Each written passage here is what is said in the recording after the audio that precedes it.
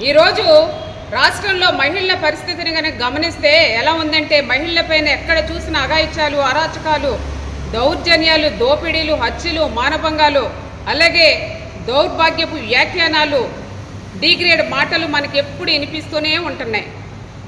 చేబ్రోలు కిరణ్, ఇతను బూతుల కిరణ్ అంటే బాగుంటుందేమో. మరి 3 సంవత్సరాలు మోహన్ రెడ్డి గారి సతీమణి భారతీరెడ్డి గారిని క్యారెక్టర్ని అసర్షన్ చేస్తూ, అంతేకాకుండా వాళ్ళ పిల్లల మీద కూడా మాట్లాడటం అనేది నిజంగా చూస్తూ ఉంటే అది నోరా తాటిమట్ట అని అడుగుతూ ఉన్నాను. అంటే ఆయన పిచ్చి పీక్స్కి చేరిపోయిందని కూడా ఈ సందర్భంగా తెలియచేస్తూ ఉన్నాను. ఎందుకంటే ఒక ఛానల్ వాళ్ళు ఇంటర్వ్యూ చేస్తూ అతను క్వశ్చన్స్ అడుగుతుంటే ఇతను ఆన్సర్ ఇస్తూ ఉన్నాడు. భారతీరెడ్డి గారి మీద అనుచిత వ్యాఖ్యలు చేస్తూ, అంటే చెప్పడానికి కూడా మనకి అలవి కానివి అంత వరస్ట్ లాంగ్వేజ్లో మాట్లాడుతూ ఉన్నాడు.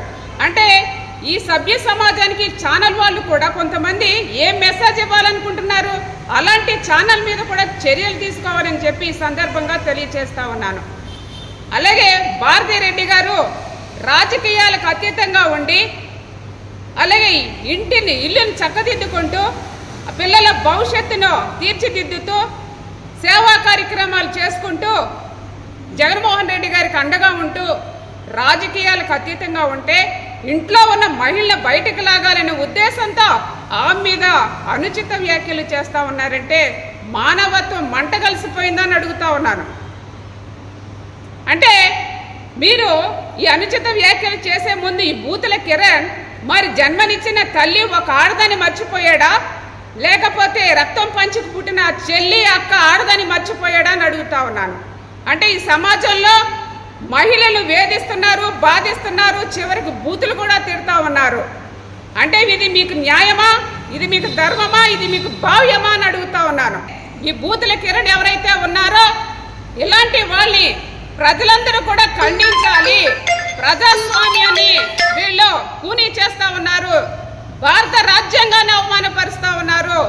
ఎత్ర నార్యస్తు పూజ్యంతే రమంతే తత్ర దేవత అన్నారు కదా. అంటే ఎక్కడ స్త్రీలు గౌరవించబెడతారో అక్కడ దేవతలు కొనియాడుతూ ఉంటారని ఒక నానుడు ఉంది. మరి అది నిజం చేస్తున్నారా? అసలు ఇలాంటి అనుచిత వ్యాఖ్యలు చేసే వాళ్ళని కూడా కఠినంగా శిక్షించాలి. కూటమి ప్రభుత్వం అతను శిక్షలు వేయవలసిందిగా కోరుకుంటున్నాను. వాళ్ళు బిఎస్ఎన్ యాక్ట్ కింద 79 సెక్షన్ పెట్టారు. అంటే మహిళని కించపరిచే సెక్షన్ అది. అలాగే సెక్షన్ 196 పెట్టారు. అలాగే సెక్షన్ 61 సెక్షన్ 61 కూడా పెట్టారు. అంటే నేరపూరితమైన కుట్రను కూడా పెట్టారు. అలాగే సెక్షన్ 111 కూడా పెట్టారు.